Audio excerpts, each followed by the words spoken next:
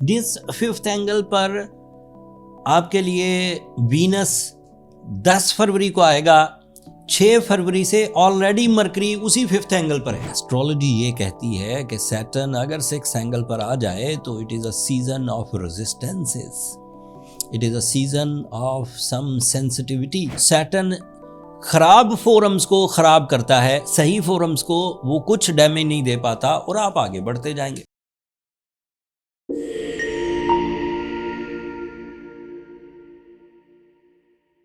अस्सलाम वालेकुम स्कॉर्पियोज, मैं हारिस अज़मी प्रोफेशनल एस्ट्रोलॉजर आपकी खिदमत में हाजिर हूँ। फरवरी के दूसरे हफ्ते में होने वाली एस्ट्रोलॉजिकल चेंजेस, उनके इम्पैक्ट्स एंड आपकी ज़ात पर उसके क्या असरात एक्सपेक्टेड हैं, उनकी थोड़ी तशरीह बीइंग अ प्रोफेशनल एस्ट्रोलॉजर आपकी खिदमत में पेश करता हूँ।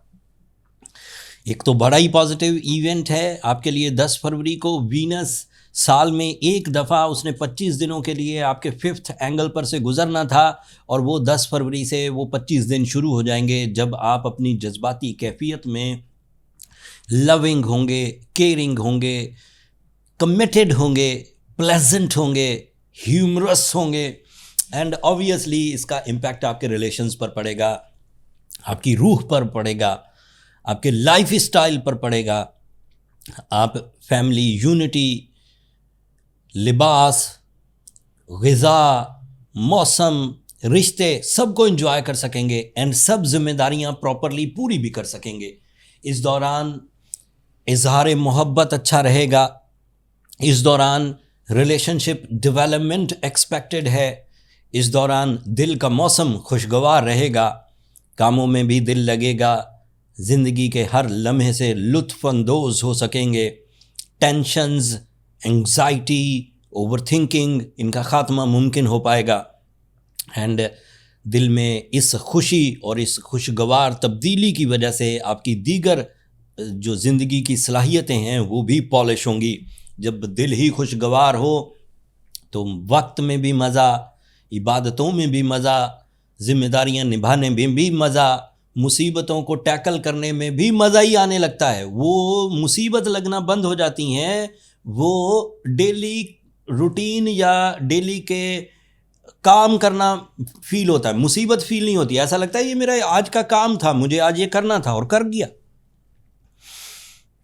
जब दिल में हशाशियत हो तो वेलफेयर की तरफ भी तवज्जो होती है, दूसरों को भी खुश रखने की कोशिश की जा सकती है। तो Scorpios, by the support of Venus you have this type of situation for 25 days. एक और खुशखबरी सुनाता हूं। जिस फिफ्थ एंगल पर आपके लिए वीनस 10 फरवरी को आएगा, 6 फरवरी से ऑलरेडी मरकरी उसी फिफ्थ एंगल पर है and mercury is a planet of your losses recoveries. Mercury is a planet of your intelligent abilities. Mercury is a planet of your education. Mercury is a planet of your creative skills. Mercury is a planet of your accuracy, exactiveness. Mercury is a planet of your sharp, fast and effective plans. Mercury is a planet of your magical communication.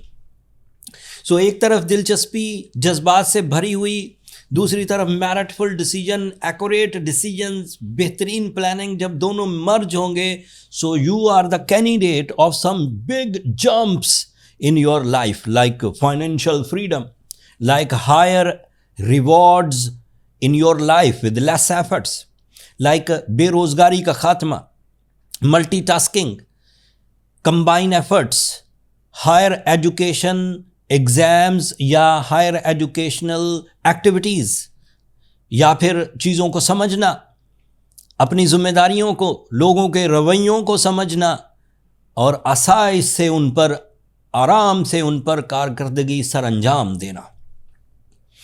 अब ये अच्छी खबरें थी सारी। बुरी खबर ये है कि 2.5 साल सैटर्न अब आपके 6th एंगल पर रहेगा।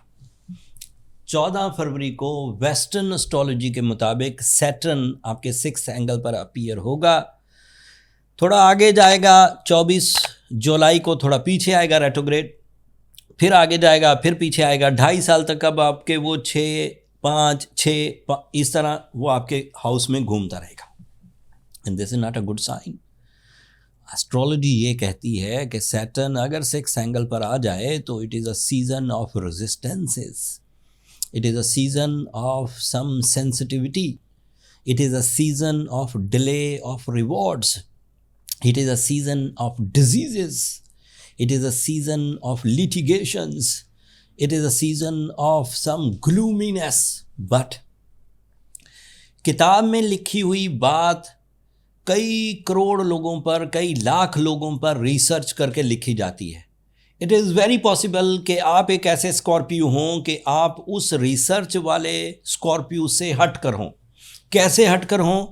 आपने बहुत इज्जत बना रखी हो, आप सेहतमंद हों, तंदुरुस्ती के साथ हों, आप अपना मोमेंटम ऑफ सक्सेस अपने सिंसियर वर्क के साथ जनरेट कर रहे हों, आप लापरवाही ना करते हों, आप किसी भी तरह की किसी बदगुमानी में, किसी गलत आदत में, किसी गलत या शॉर्टकट या गैर कानूनी काम में मुलव्वस नहीं है, तो फिर 7.5 ये ढैया आपको कोई तंगी नहीं देगा। दैट मीन्स कि आप ऑलरेडी अपनी सलाहियतों को सही सिमतों में, सही फोरम्स पर परफॉर्म कर रहे हैं। तो सैटर्न ख़राब फोरम्स को ख़राब करता है, सही फोरम्स को वो कुछ डैमेज नहीं दे पाता और आप आगे बढ़ते जाएंगे।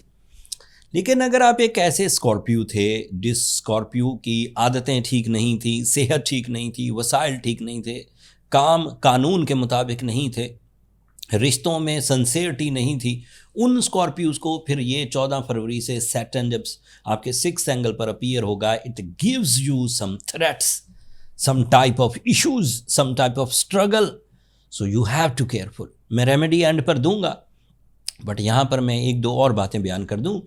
जब मैं सैटर्न की तशरीह बयान कर रहा हूँ तो आपको लग रहा है कि ये एक बड़ा ही कोई डिस्टर्बिंग, बड़ा ही नेगेटिव फेज़ आपकी ज़िंदगी में आ गया। ऐसा नहीं है। आपके लिए मार्स की पोजीशन, वीनस की पोजीशन, मरकरी की पोजीशन सब अच्छी है। तो वो जो शॉर्ट टर्म प्लैनेट्स हैं वो एक लॉन्ग टर्म प्लैनेट पर गालिब आ जाएंगे। लेकिन अब आपको नज़र रखनी पड़ेगी कि आपको कौन सी सलाहियतों के इवज़ अपने टाइम को प्रोडक्टिव ही रखना है। उन सलाहियतों पर नज़र रखिए। कभी अक्ल व जहानत काम आएगी, कभी जिस्मानी क़ुव्वत काम आएगी, कभी वसाइल काम आएंगे, कभी लीडरशिप क्वालिटी काम आएगी, कभी लकी फैक्टर काम आएगा, कभी गोल्डन सीजन। सो इस तरह अब आपको नज़र रखनी होगी। मैंने अपने तौर पर बीइंग अ एस्ट्रोलॉजर हर ही तरह के इवेंट्स की तशरीह बयान करना बर वक्त अपने इस चैनल पर आपको देता ही हूँ।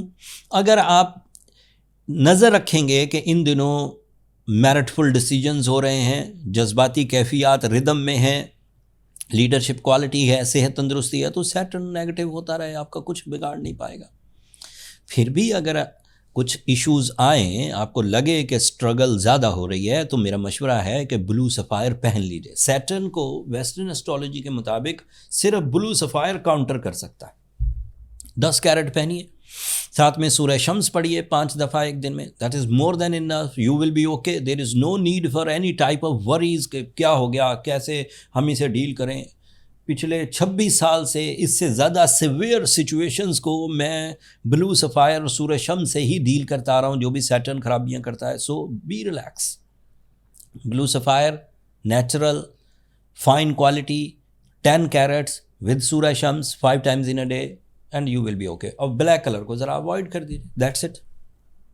ये इस हफ्ते की इन्फॉर्मेशन थी स्कॉर्पियोज। उम्मीद करता हूँ आप हर जो मैंने एस्ट्रोलॉजिकल इवेंट साइंटिफिकली बयान किए आपको वो पसंद आए होंगे।